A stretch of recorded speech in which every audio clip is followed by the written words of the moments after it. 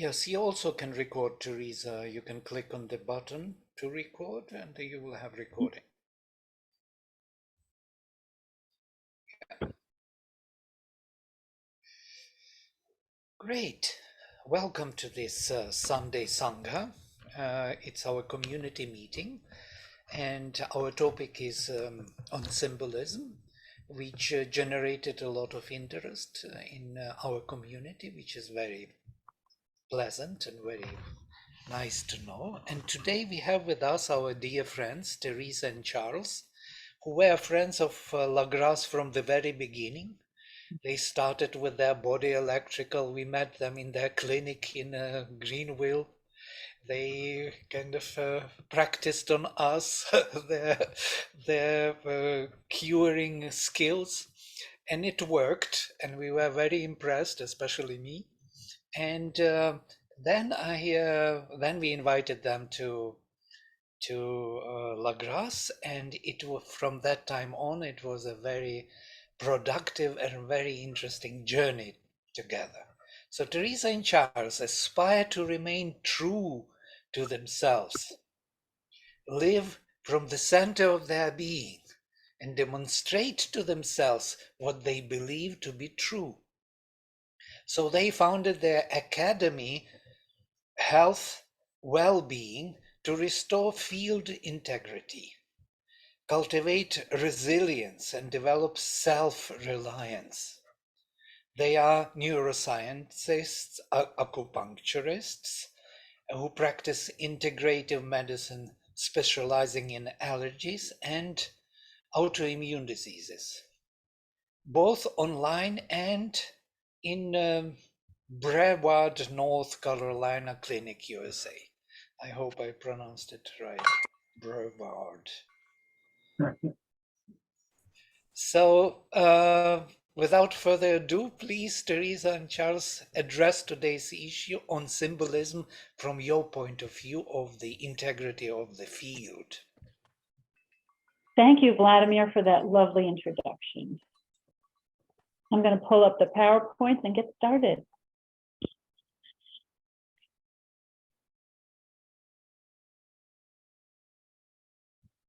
Welcome, everyone, and thank you so much for joining us this morning.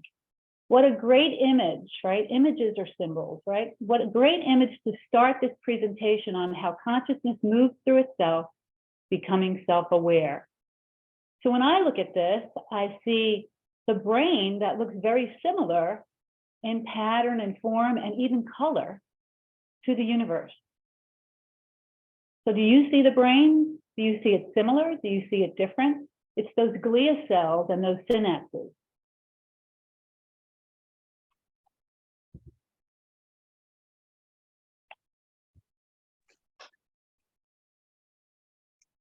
No, it's okay. It's not looking. Well, technical difficulty, but we're fine. The purpose of today is to really facilitate your discovery. It's not about learning or trying to understand. It's about really just being open, beginner mind, Zen mind. We're going to share images with you. We're going to share words and concepts, and you're going to have your own level of insight. You might find it useful to just have a piece of paper to jot down an insight that you have related to a specific image or a slide. The PowerPoints will be made available to you, and you'll be able to go back and reflect. What did you discover? What did you learn? You're going to see the geometries and be able to distinguish the field of consciousness. We're going to use the field as a mirror to help you distinguish and dismantle how you see symbols, how you think about symbols. What are symbols? We're going to share with you ways to map and navigate and communicate to the non-local field that's always around you, that you're always inputting into and inputting out of. This presentation is developed for you. As I said, the recording will be available. We'll also make the PowerPoints available, so you'll be able to go back and deepen your understanding. We also welcome you to share it with others. Begin your own conversation. We're all in this feedback loop together.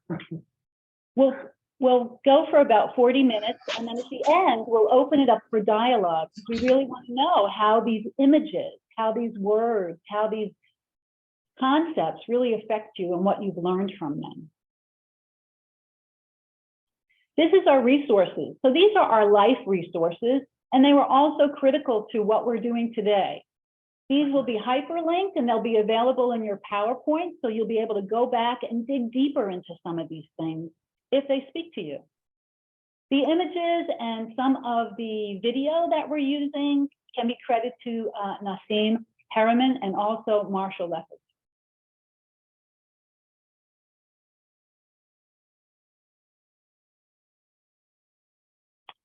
My meaningless, I got to move this. Excuse me. My meaningless thoughts show me a meaningless universe.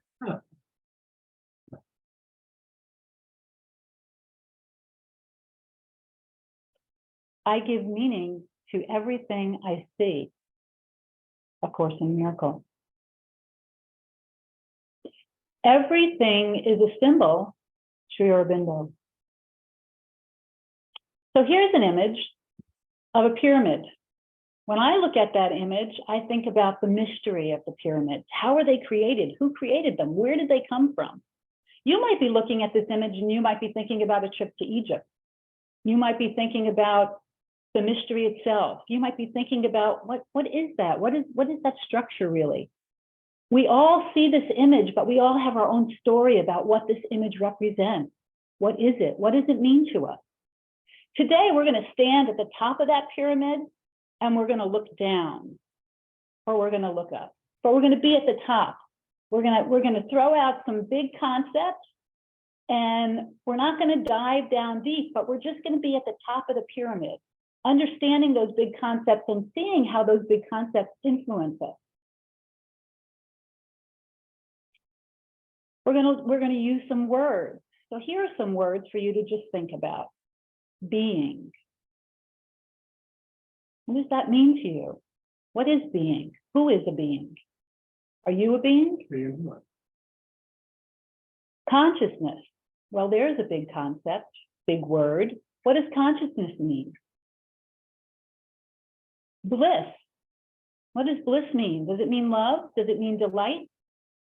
So if we take those words, being, consciousness, and bliss, and we put them together, we get a concept. We get an idea that ties them together. To me, those words form a concept which is really about the force of creation.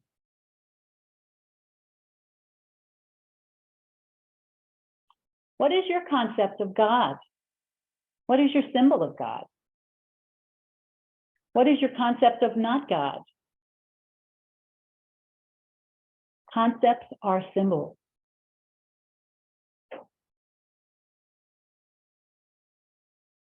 Here's a great image. What do you see when you look at that image? Do you see God reaching for Adam? Do you see Adam kind of chilled and relaxed about this whole God experience? What do you see? We see symbols. We have stories in our brain that lead us to think this is something, right? So these symbols, it's a compression of complex information that becomes nominalized into tiny signals encoded in our brain, and then it represents our reality, or what we think is our reality.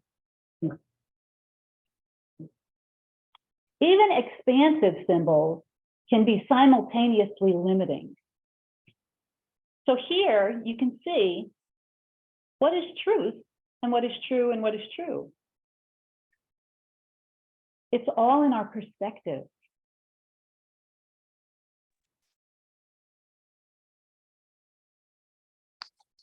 Technical difficulty.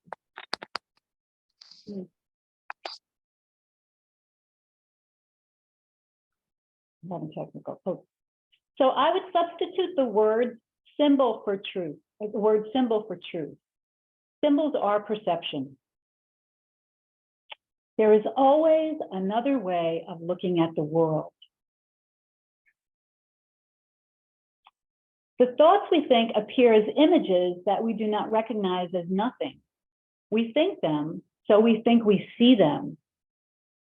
Everything I see, God is in everything I see because God is in my mind. So here's that image again, right? So who's dreaming who? If you look at the image now, did you know that that was the brain? Did you see the brain stem, the pons and the medulla, the different parts of the brain? Did you even notice there was a brain in that picture? You can deconstruct, that's interesting, deconstruct the symbol that you have and restore field integrity and journey into knowing the knower of the field. Here's a beautiful image. Who am I? Where do I come from? For what purpose? Where do I go? And how do I go? These are some questions. Our journey into symbols. I'm just going to read this to you. The reality we perceive would be our brain's decoding of what is unmanifest, infinite unity, the tip of the wave of the great ocean of consciousness, which we mistake as a primary stimulus when it is only like the whirlpool that is excited on the surface of the water. And therefore, we do not realize how we are part of the same creative process of reality. Looking for consciousness in the brain is like looking inside a radio for the announcer. May the source be with you. Rather than the presentation being about understanding symbols, allow the presentation to be used as a way for you to understand how you use symbols, you yourself use symbols. Folding it back into yourself. Rather than seeing the field and how we're going to talk about the field, we want you to see yourself from the field.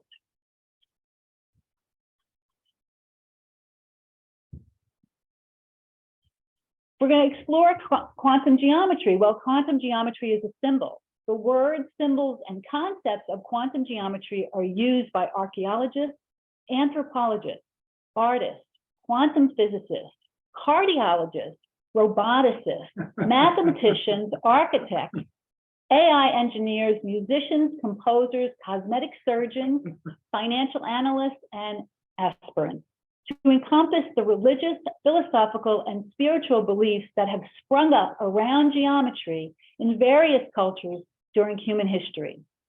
These symbols are widespread, prehistory, a cultural universe of the human condition and utilized by some of the brightest minds in the world. There are many mathematical ratios, quantum theories, there are symbols, many different symbols. There are also many opinions about quantum geometry, physics, and symbols. Everything is a symbol that maps our inner world. Today, we're going to share ours with you.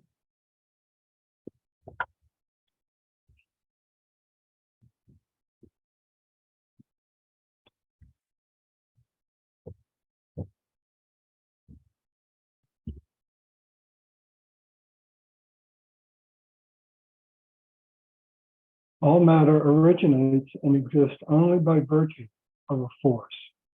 We must assume behind this force the existence of conscious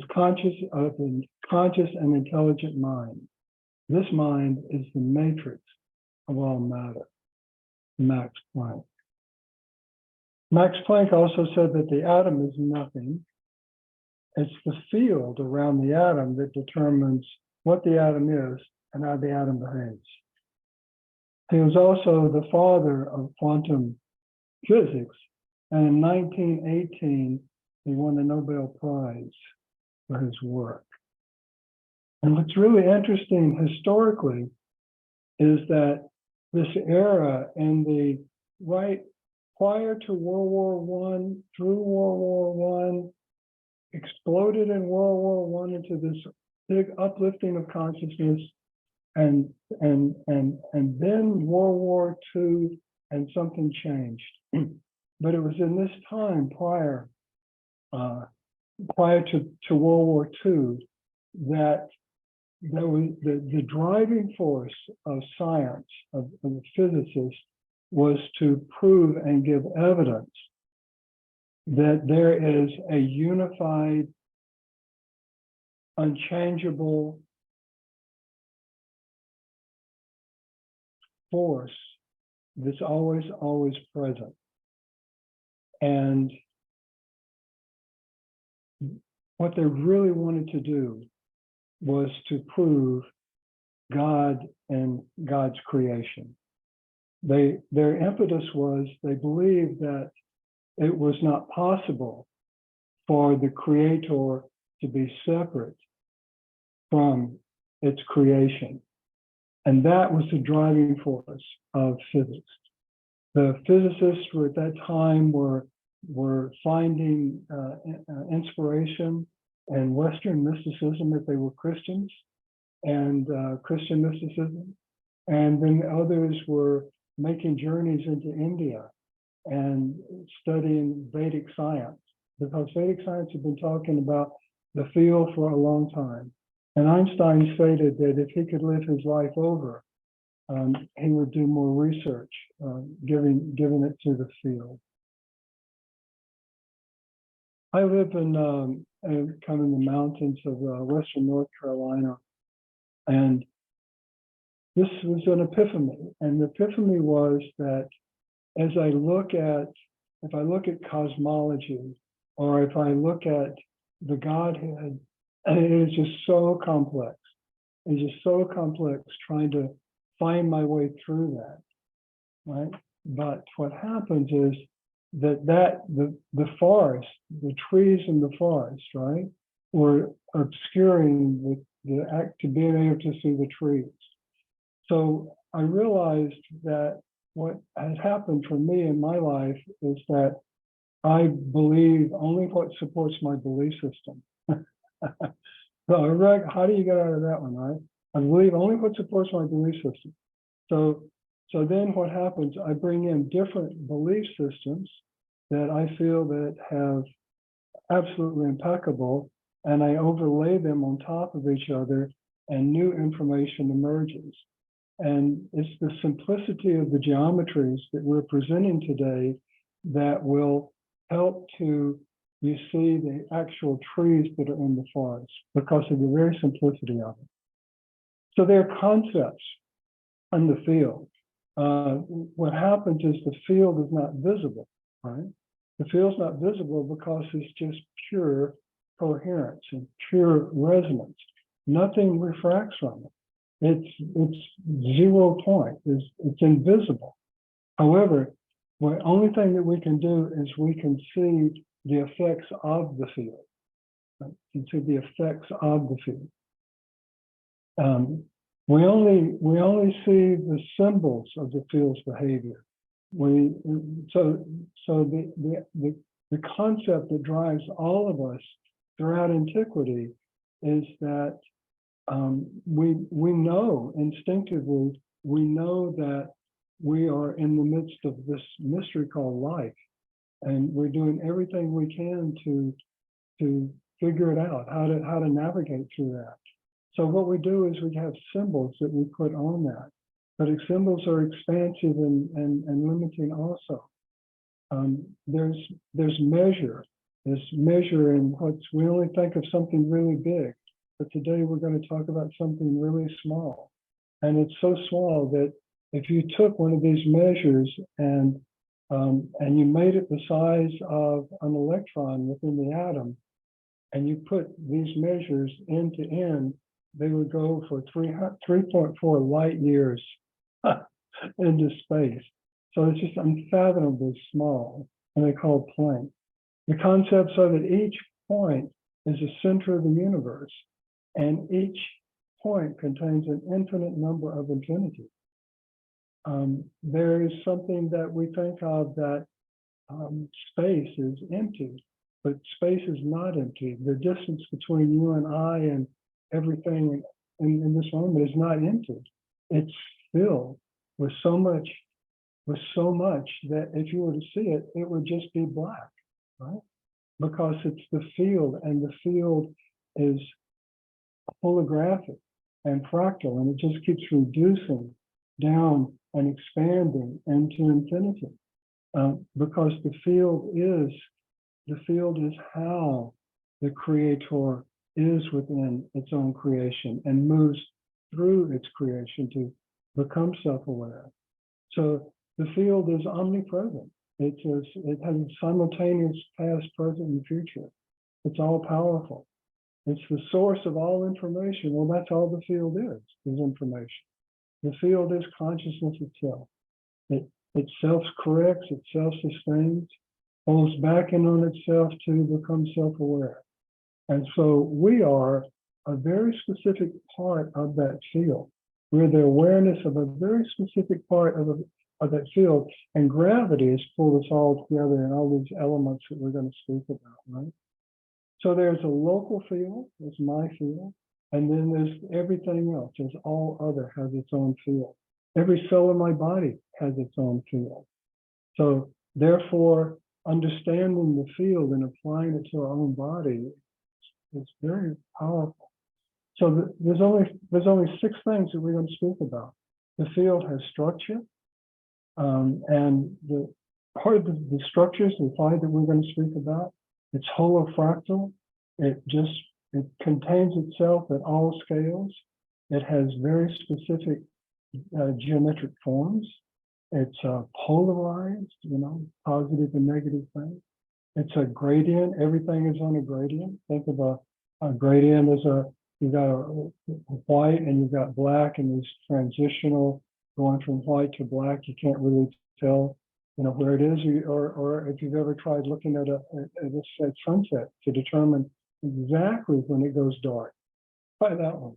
Go sit down sometimes and just go, I am going to be so present.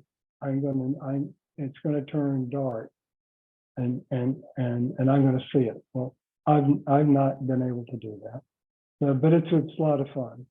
And then everything spins. So that's all we're speaking about: holofractal forms, polarization, gradient, and spin, and ratio.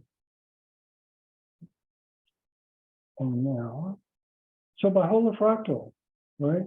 So these subplank units are called. They're just tiny little measures. They identify it all the way down to the quanta, the very moment that spirit enters into matter, that's been observed so far and figured out. And then, and that's the same thing. That level of field, it creates a template and a structure for creation, and then that replicates itself out at every level, and you can see it in our DNA. And we're going to talk more about DNA on part 2. But you can see in the DNA, and then some of the galactic forms start to take shape, like the double helix nebula. And you can see how lungs and trees and branches and eyes and nebulas and cell division, and it's just all the same. It's just all the same geometries, right?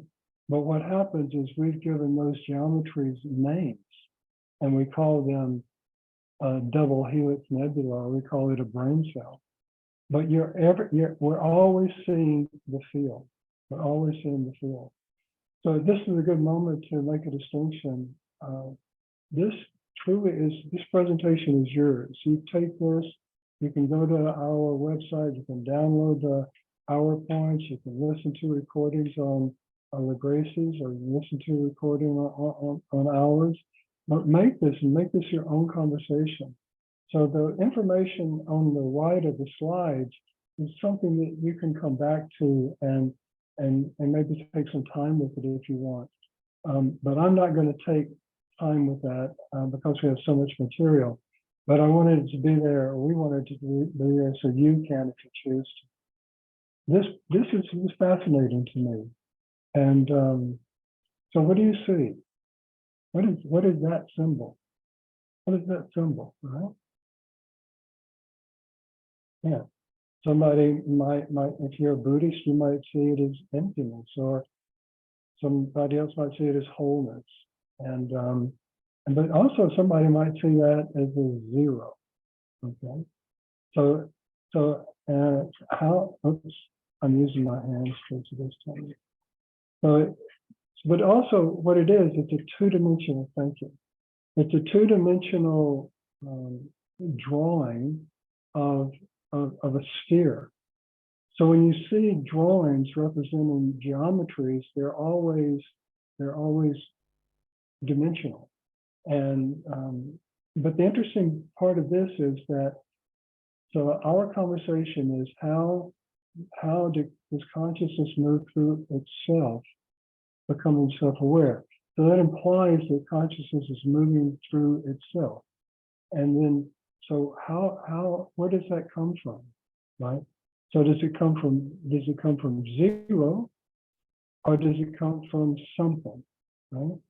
And so the sphere represents the first moment that spirit comes into matter, and it comes in as what's called a quantum foam. But at the same time, a zero represents nothing, but we can put a zero after a one and it's a 10, or it becomes a billion, or it becomes a trillion. And these numbers, but who has the power? Who has the power to be able to influence the field that we can take something that is a zero, which is a nothing, but that represents the sphere, which is everything, and create our mathematics, our view of reality as a symbol. So this is not a new conversation. This conversation has been ongoing since the earliest days of mankind.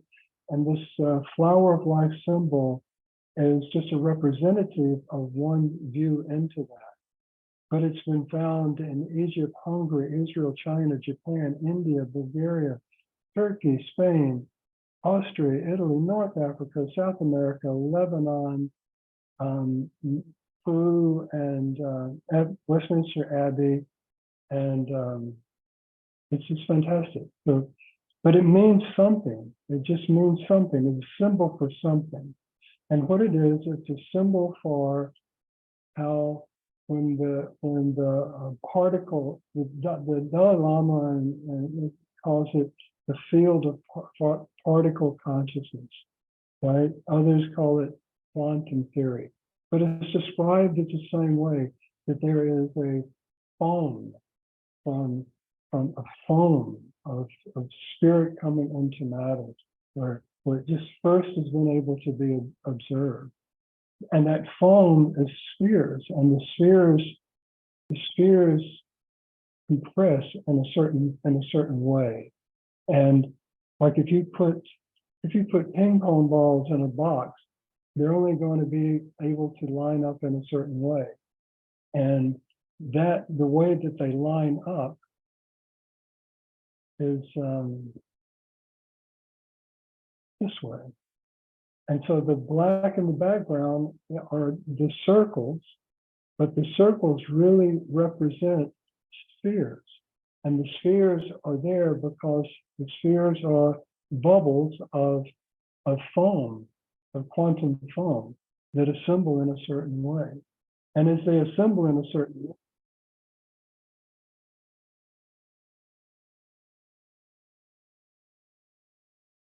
this is what occurs.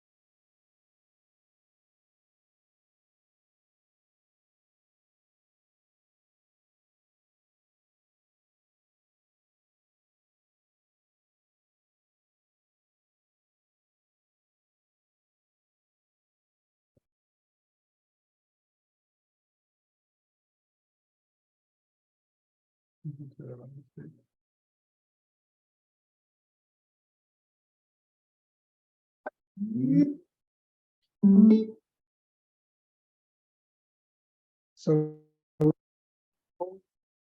here's compressing, creating geometric forms, and those forms are represented in images that are really three-dimensional forms, and they become the building block and the structure because form nest into each other. It's all holographic fractal.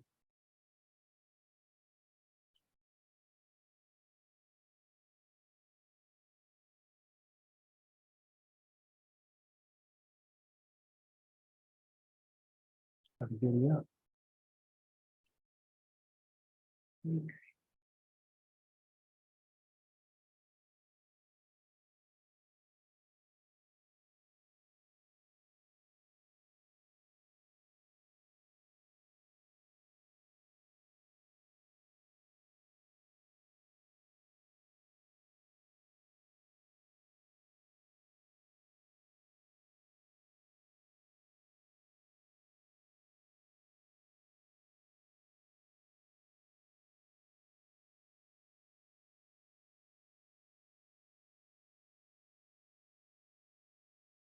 So now we've spoken about holofractal, and we've spoken about form. Now it's polarity.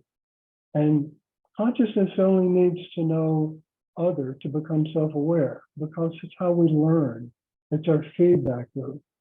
If there wasn't anything different, there's no learning. There's no reflection. It's the mirror. So there's always other that needs to be. And the first thought of God is I. The second thought of God is thou. And that's Ramana Maharshi.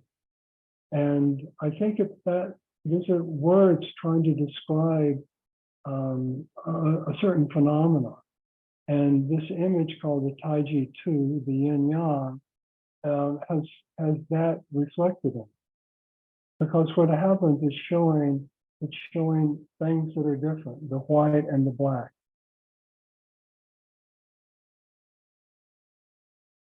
Now, when we have something that's different, then where that difference meets is a gradient. So you can see where the white meets the black, and there's the curved line. And in Chinese, that's called the Ling Shu. And the Ling Shu is the cosmic hinge. Everything happens in the hinge. And the gradient is very, very important.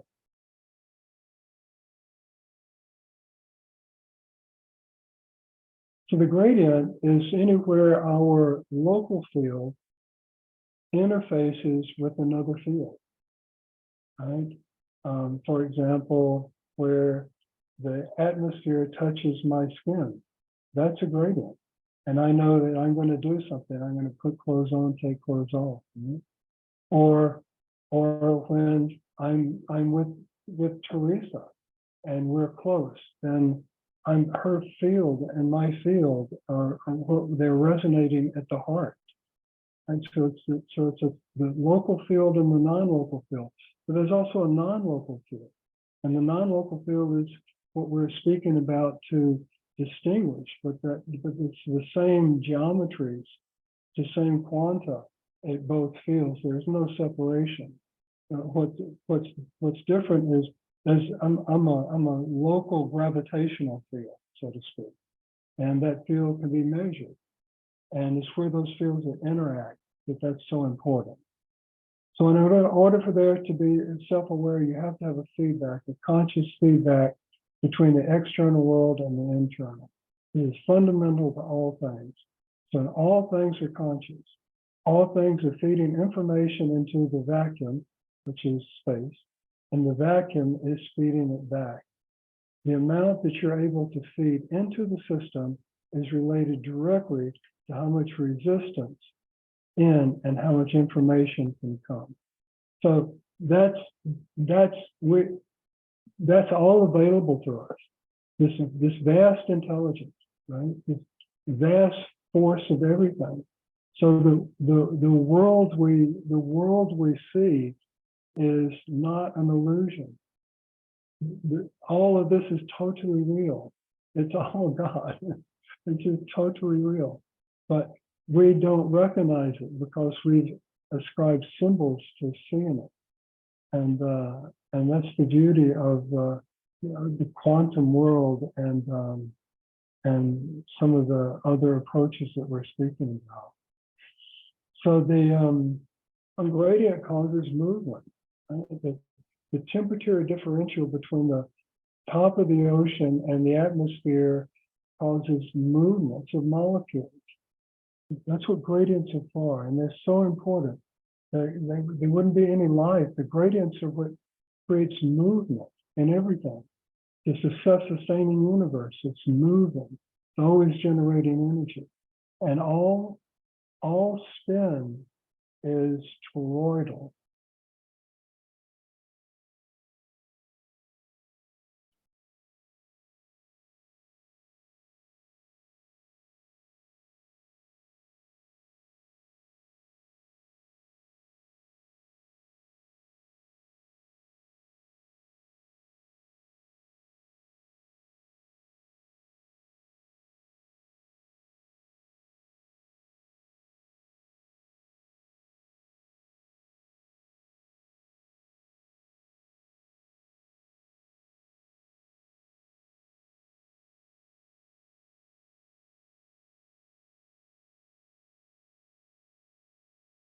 The reason this is important is because it's how we function.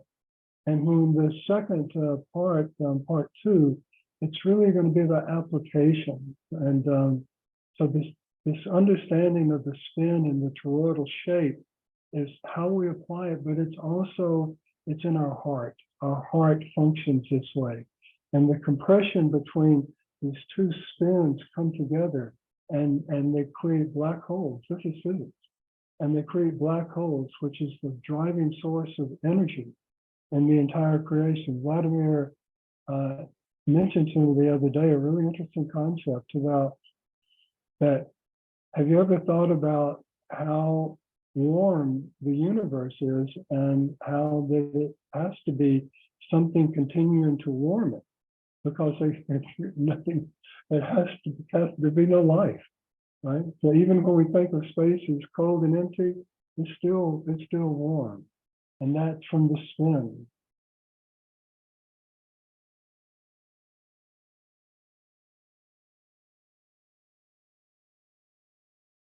Creates infinite potential. It's how black holes are happening in the center of those that spin right in that image. This is the black hole. And there's even the geometries have been mapped in the black hole. The spin of the planet. It's what protects us from other forces. The entire solar system. It's not a static image of, we learned in grammar school that the sun is fixed and we're rotating around it. Everything's spinning. We're spinning, the sun's spinning, the whole system is spinning. These top two, the bottom photograph is a magnet, and you can see how the polarization, remember this is about polarization, and it creates the spin shape. But these images are over 300 light years away, and they've been observed. One of them is missing. Okay, this top one on the right is a supercluster, 500 million light years away, with 100,000 galaxies. This is unfathomable. But they're spinning, and they know that it's spinning, and you can see this is amazing astrophysics. Right? But it's showing we can't see the field. We can only see the effects of the field. But this is the primary energy pattern. We're going to speak a lot about this in the last one. So how can consciousness move through itself? How can it do that, right? And so the journey always begins where we are now. And this is this sequencing of events that I'm going to speak of now is an Italian, Leonardo Fibonacci, 11th century, learned the Sanskrit Arabic mathematic form. He came back to Venice, he was from Venice, and he published this, and it became, and still is, one of the most widely understood sequences in the world. It's called the Fibonacci sequence. So the Fibonacci sequence is not difficult math, just let me explain with you. So we always start at one, right? The creation, there is a creator, there is a beginning, right? We start at one. So we always start at one, and then you add that to what came before. So we start at one, and what came before is one, because it comes from something. So 1 plus 1 equals 2. Now we move to 2, and then 1 came before. So 1 and 2 is 3. And then we step to 3, and 2 and 3 is 5. And so the sequencing goes. So 1 comes before, I add them together. I'm standing at 1 comes before, I move to 2, 2 plus 1, I move to 3, 3 plus, you got it, right? And that's known as the Fibonacci sequence. And then how he published this was, you can see in the picture, this is a mugwort, and it's what he used. First there's 1 leaf, and then there's 2 leaves, and then there's 3 leaves, and there's 5 leaves, and then there's 8 leaves, and then there's 13 flowers. And that sequencing just goes, but when you divide 13 into 21, then you get this number that is 1.619, and 10.618 is the golden mean ratio. And that number has been used on supercomputers, always dividing that what comes before into what comes next, and it always gives this ratio of 1.61 something right in there. So that is like a sustaining force that's organizing everything from the quantum phone up to the highest levels of creation. And the reason that this is important is because that's our structure.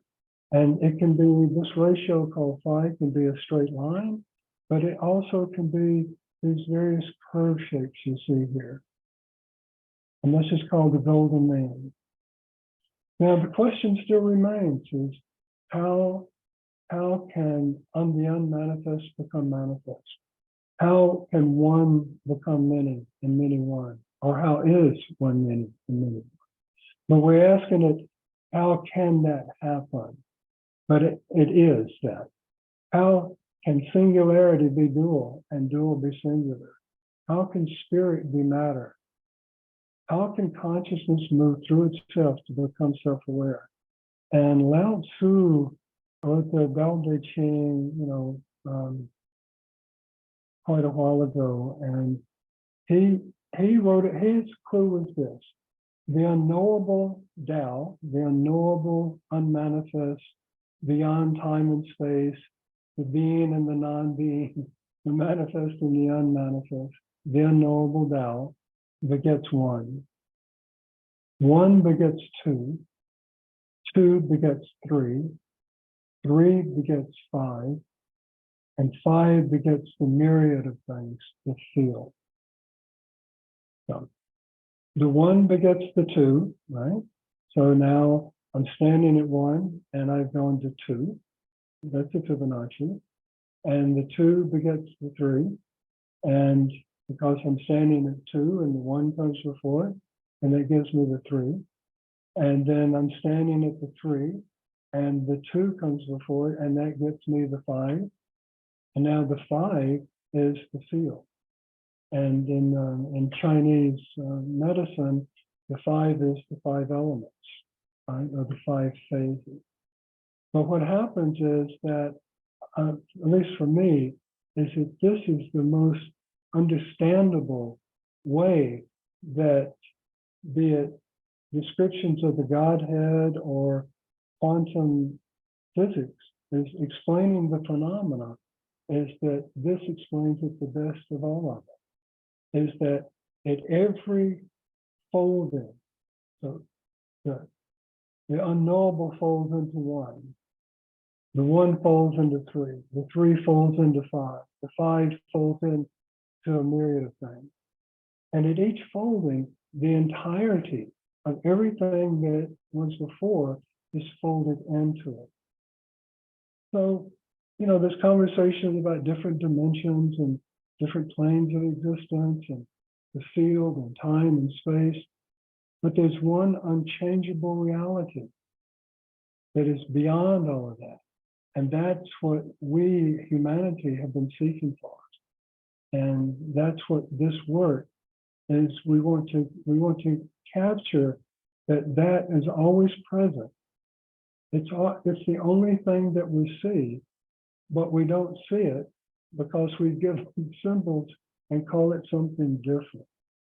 So the work that we're presenting here, sure, it's about symbols, but it's about laying down a template of the geometries to give us a glimpse into the field.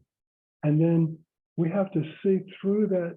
We have to see through our own our own symbols to see the field.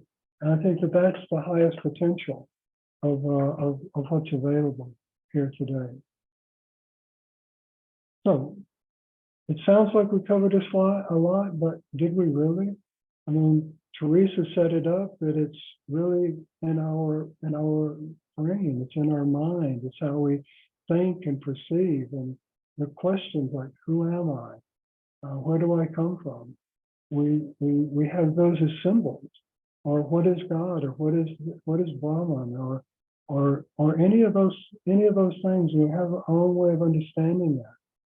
But by simply just doing these few basic things, we showed how that there is a quantum. We showed how that the unknowable folds into itself as consciousness, folds into itself as mind, folds into itself as the field, folds into itself as you.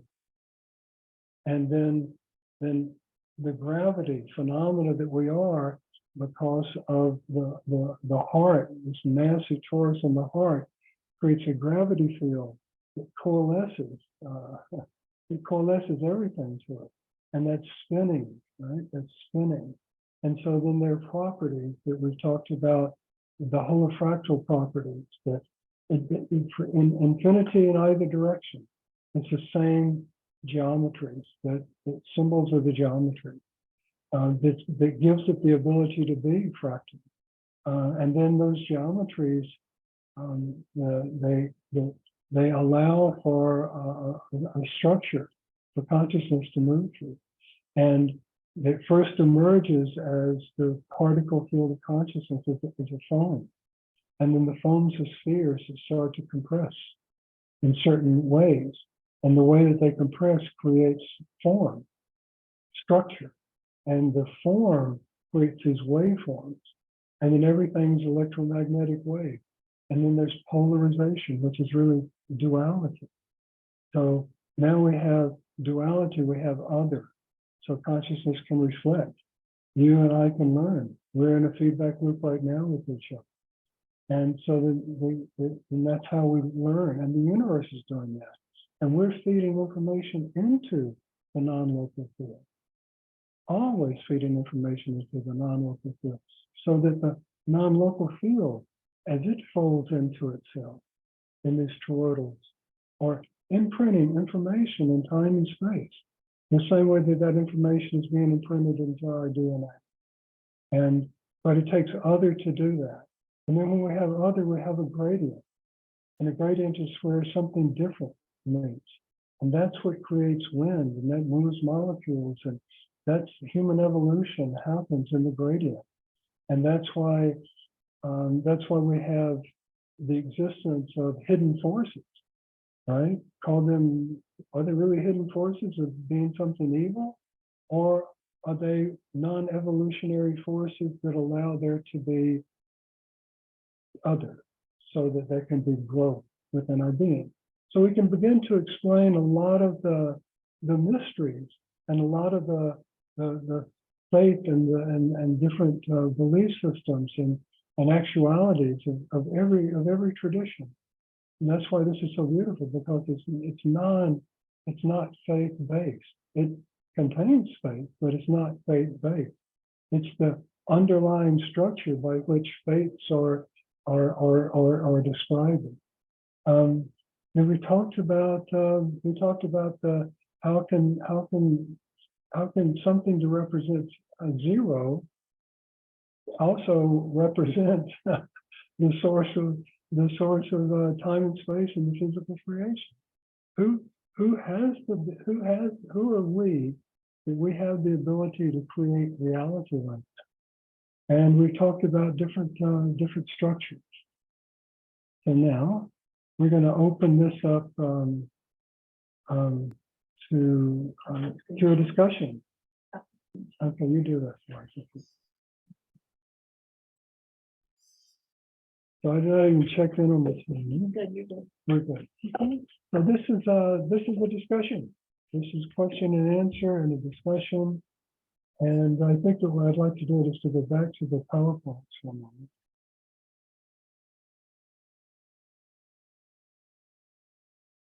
No, the very last one. Oh.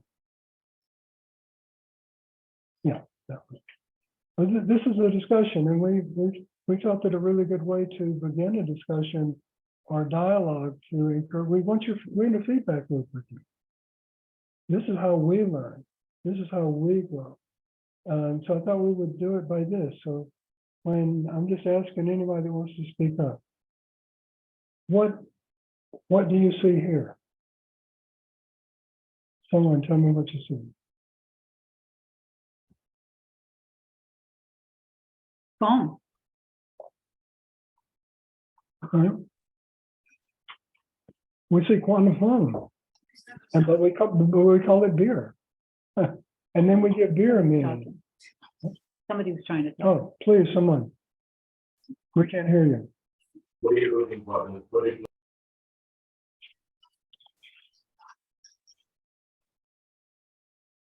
I'm sorry, one more time, please.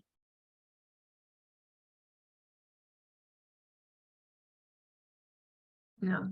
Kate, I see your mic open. Did you want to say something? No, it was just in case. No. Okay, good. Glad you joined us. But yeah, I wanted to ask you something. You mentioned in the second position the course of in miracles. Did you, in the course in miracles, find all these questions and answers? He's asking if you found all the answers and questions in the question. So that's okay. So the question is, we make a lot of references to the Course in Miracles, and so how it works for me is that I had an epiphany some years ago, and that was that so I'm in Bali, and it's in the 80s, 70s, in the 70s, and literally one day I woke up and nothing that I believed from the day before was I currently believe in. And had I been living anywhere else, I would still be in an asylum. But it was that shocking and that dramatic, and it took me a few years to begin to understand that and how to navigate in that. But what the takeaway from it was that because my beliefs so rapidly changed, my epiphany was that I only believe what supports my belief system. And then it's like, once you get that, it's like, what do you do about that, And so what I chose to do was to find various structured systems that I found to be impeccable. And then I could always find myself by combining those three. So this is called Cartesian coordinates, right? So I'm somewhere in the forest, right? And if I can get one point, at least I know where I'm lost. At least I know where I am in the forest. But if I can then get a line telling me like the north and the south, telling me where I am on that line, now I've got something else, right? I've got another coordinate. And now if I can get another line, it's giving me my longitudinal line, then I know exactly where I am in that moment.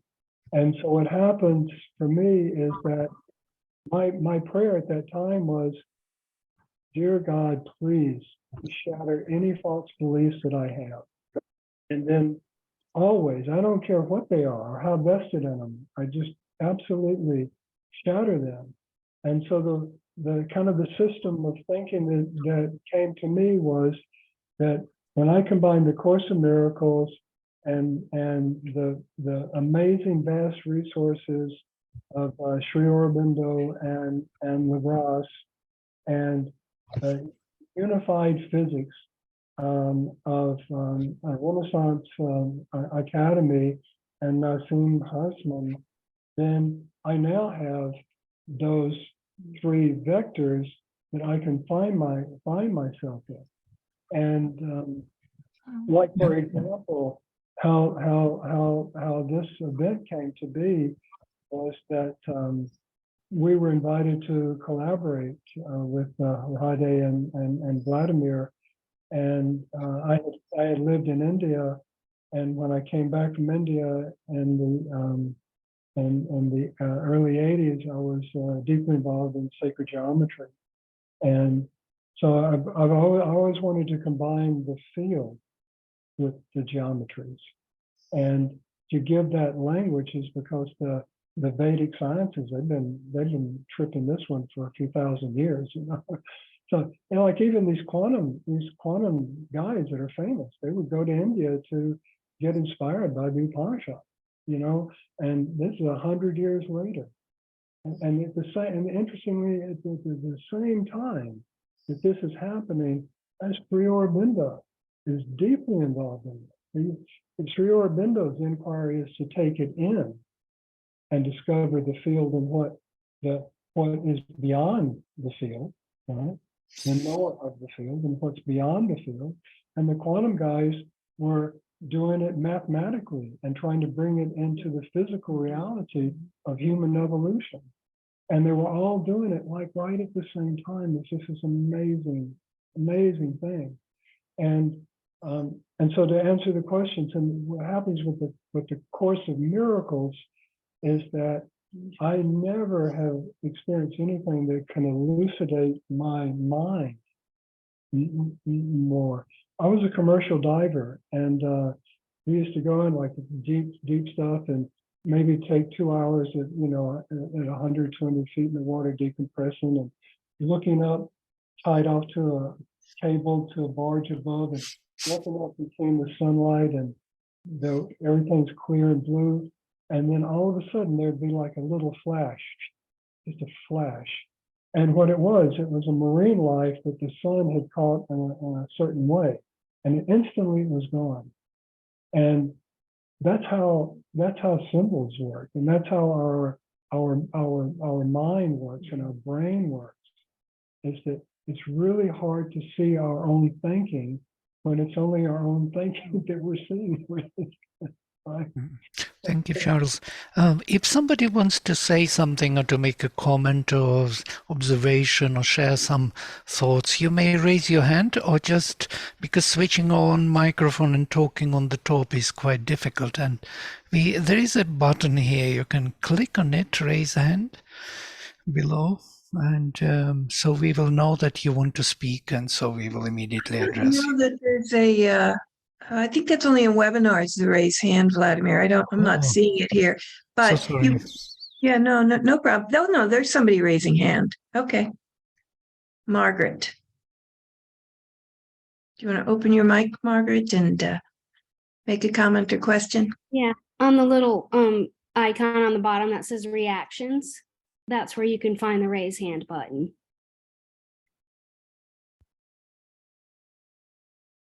That's all. I just wanted to, tell everyone that's where you can raise your hand from. But I also want to say one other cool thing. I never saw the yin and yang as a three-dimensional object. And so to see that in spherical, that was new to me. And that was fascinating. So thank you for sharing all the images, because I work a lot with imagery with what I do, and to see the even the I think it's where it looks like an apple and the energy's going through the core and out of the core. I work with that energy all the time. It goes from the top of the head to, all the way through a person like a tube. I work with that tube a lot. And I just thank you for sharing, especially that yin yang and the dark and light. Dark isn't bad. Like you said, it just kind of, it makes us more aware of how we have to move towards light, or, it's just, I don't know. I just appreciate what you said about the balance and the duality of that. So I don't know. Thank you. Thank you, Margaret. Thank you, Margaret. Mhm. Don. Oh, Don, his hand. Don, good morning. Hey, getting a bit of a cold, so I'm just kind of hunkered down here. Yeah, boy, infinite varieties of things to inspire us. Just wanted to share one thing that I love that picture of the eye where Teresa talked about just acknowledging, how do these energetic vibrations become experiences, which no scientist knows, right? So I just want to suggest a practice. If you go into discussions nowadays online and social media, it's a big thing now in science to talk about, we don't know what matter is, and it's all, vibrations in our brain, and what is it? And it can get very heady. So I have a suggestion for an exercise that's much more experiential, and I think conducive to integral yoga. There's a place where the mother says to the children, the scientists they're just getting this close. Like when they say there's no eye, there's no nose, there's no, they sound Buddhist, right? They just go one step further. And I find, this is cool, since all of you are master integral yogis, you'll enjoy this, that if you do it right now, just hold the feeling that all that you see, now remember, this is not, the scientists aren't right, this is not correct, but as an exercise, hold in mind the scientific understanding, all that you see are vibrations of light being organized in your brain. Hold this very lightly, because that's actually not correct. That's what scientists believe. But don't get caught up in your mind. Play with that. The sounds you hear are vibrations that are somehow mysteriously being translated into sound. Just play with it. Don't think about it. Play with it, because there's a truth. There's a much deeper truth behind it the scientists haven't got to yet. But when we finish the session, don't forget this, look at everything Teresa and Charles presented, all those beautiful images and such wonderful symbols, the yin yang, and take them all as these vibratory symbols of something. And something called another symbol, is what Teresa pointed this out, right, with that famous painting, is kind of another symbol is our own brain. That's also a symbol of something. This is really cool. Play with it and let us know. You could write, come to the LaGrasse Center blog and write about it. This is very cool. I've explored it over the years, the groups. Very cool. Thank you, Teresa and Charles. Really cool stuff. Thanks. No, thank you, Don.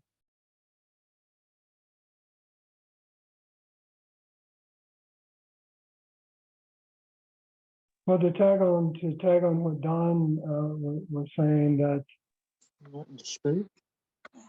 yeah. Good morning. Hello. Talking to me? Here you go. Oh.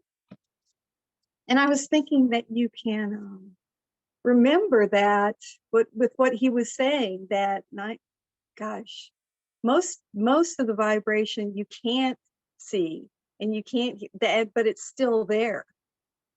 I mean, to think about that. And it's all the vibrations you can't hear and can't see, but they're there. And work on seeing those or hearing, being aware of that. But Charles, it was interesting when you said one day you thought differently, and that's how it works. Just one day you're a different person. I've had that happen too. And your whole awareness is different. And it's wonderful when that happens. Yeah, I thank you. Well said. I seek those moments out. Yeah, I know. God, when can they happen again? I welcome one of those a day. Wow. Thank you, Janet. That was beautiful. Thank you for sharing that. Yeah. That's beautiful. I also appreciated a lot of what you said, Charles. Oh, yeah. And you were speaking about matter and matter being part of a God force. And I think that when we're perceiving things that we see, we need to have a consciousness that everything that we perceive is a part of a one that is also us, because we are also that part of that one. Well said. Beautiful. Thank you, Well Janet. said. Beautiful. Thank you. Well said. Beautiful. That is the essence of the message Mhm. that so many have laid down before us in history, and it's that we all aspire to having the experience of that as a living reality. The living is a living reality, and I believe that that is so available to us.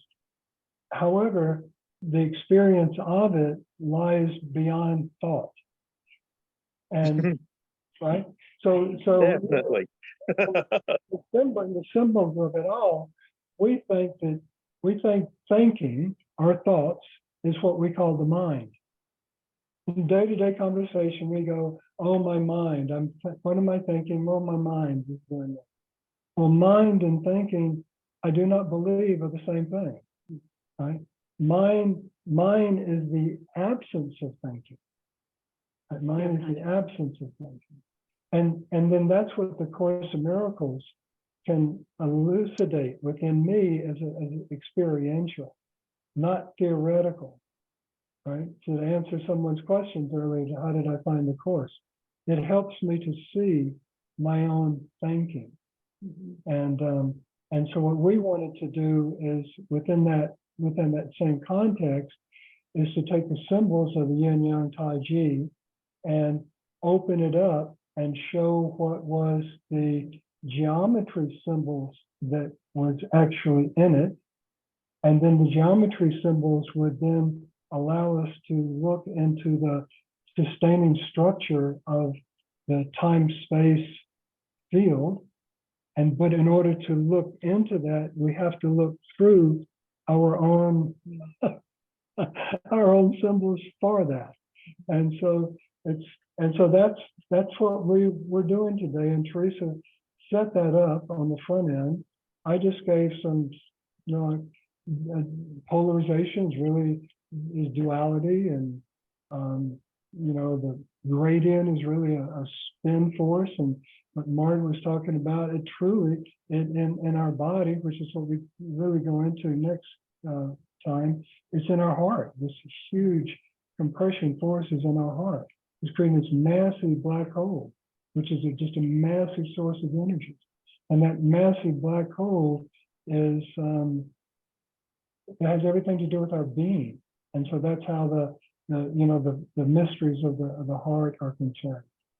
And so I think, how are we doing on time, Hade? We still have a couple minutes. I see Pramich. I don't know if I'm saying your name right. You've got your hand up if you'd like to comment. Thank you. It's Palmjet. Ah. Hi there. That was a really interesting presentation. I loved all the visuals and it was very enlightening. I was just wondering, do you have like a series of steps that you would take groups so that they could explore their own symbols and concepts and things as a group and work their way through in a kind of a structured way like that? So I'm not sure that I understand the question. I think are you asking, do I do that? Yeah. Oh, Or no. is that a thing that's done anywhere? Well, so Teresa's needing me, right? So truly, this is what happened: is that I have been so compelled to develop this with Teresa for so many years, and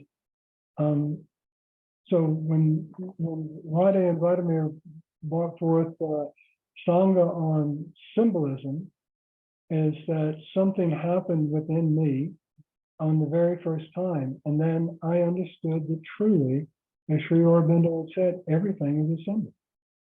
Everything. Everything is a symbol. My thought of God, my thought of reality, my thought of Sri Aurobindo, my thought of everything is a symbol. And so then what that did is that then gave me the ability to translate this very complex and quite deep subject matter into a form that I wasn't able to get here before. We've tried for several years with in collaboration with Rade and Vladimir, and we would go to a grace and we would present, and like Vladimir is falling asleep and Rade's going, "Where's the being?" Right? And so it was always trying to work out the language and how to do this, but it wasn't until understanding that even the geometries are a symbol, right? And then what happens then, if we keep taking that model and applying it, the field is a symbol. So then, so once we get that, then what was Sri Aurobindo saying? That the supreme mystery is knowing the knower of the field. That's where the game is, right? So the game is to go through the field and see the field, distinguish oneself as the knower, and then know the knower. Because Christ knows the field, Purusha knows the field. So the answer to her question would be yes. Oh, I'm sorry, I went off on this. You really don't want me to work with your group or anything. If I can go off, that's why I had to be structured today with this, just to keep us on. We can go anywhere with this. Yeah. There is an interesting thought coming, that the oneness could be traced back to the spatial kind of forms and relations in form, because oneness is oneness. Yes, this gradient idea that everything is gradually moving to everything else, gradually is connected, that the light is gradually moving into the darkness, and there are grades of darkness, the grades of light, the grades of intensity of temperature into the absolute zero, and from absolute zero to the immense, billions and trillions of grades up plus. So all these grades create this sense of this interaction of oneness. This universe is oneness. All these stars are hanging in their own spaces. They are not falling somewhere. They are connected to other spaces through gravitational wave, could be mentioned, which is a kind of modern physics discovery, that gravitational wave holds the whole universe in oneness. Otherwise, why these parts are actually related? In what way? There must be some gravitational pull which holds this all together, the temperature which holds this all together. But through what means? How do we understand it in our mind? And this presentation was very good for this, to see those elements which are actually, by interacting, create this oneness, this singularity in which we live, in multitude relations. This is an amazing treat for the mind, because mind can join the party, which is far beyond its capacity. So thank you very much, Teresa and Charles. This was marvelous. It was marvelous. Lovely. That what you just got to sharing with everyone is really why we pay you the big money. That was so well spoken, and we never want to lose sight of that, because that the knower of that is where our what our goal is, what we aspire to. There's one thing to know that, but it's to know the knower of that. And thank you everyone for joining us. And to answer your question that the lady that I asked before, I would love to have that conversation with you. The short answer is that we structured this presentation to be yours. You can download, you can use it all, you can put it in your own language, you can have your friends, you sit around and kind of trip off on some of these concepts and then begin to lay your own life onto it and your faith and your sadhana and your dharma onto it, and understand like that those are valid conversations trying to describe this oneness, but it's the quantum geometries that can show even all of those philosophies can be. They're trying to describe that in words. So it's a new language. And I'd love to, you can contact us through our website. I'd love to work with you on ideas of how you can shape this into your own thing, right? And take that message on. And it's been really wonderful. It's just a friend of mine called Wendy. At the last presentation she did, she chose just like 3 random images, 3 random images, three random words, and a couple of random concepts. And she just asked us all to write down like our response to those things for a couple of minutes. And we all did that. And then we all shared what came up for us. And it was quite enlightening because we all looked at it from different angles. And so after that workshop, we felt like a few steps closer to each other, and our individual perspectives had also expanded a little bit. Yeah, this is an excellent idea. It elevates a conversation. There's one closing image. If we could go back to the PowerPoint. Please, can we go back to the PowerPoint? Sure. Now, I'd like to leave you with this summary slide. Okay. This is the image that we would like to kind of leave you with. This one. It really sums up everything that we've talked about today. Oops. There. That's it. That's it. It's very symbolic. That's it. So that's the closing image, and I believe that now we're going to say goodbye, and thank you, and if you'd like to come again next time, we're going to really go into our body, and then the applications, and then if you have friends that you'd like to share with, have them to be sure to watch the first film, because the first video is all about setting the common language for the application to make this more real in our life. And so this is my closing mantra. And Teresa, and I thank you so much for joining us. Thank you. And I would just like to mention to everyone beforehand too, is I've put in the chat box where you'll be able to find this video and the beautiful PowerPoint that Teresa and Charles put together, and just give us a few hours. And this afternoon, you'll find it in our knowledge bank. So I just wanted to get that in, Charles, sorry, before people left. We haven't even worked that out about how it's going to be or where, but Roddy's got this, so that's wonderful. So this is my truly my closing mantra. Right? Okay. Okay. I am that. You are that. All this is that, and that's all there is.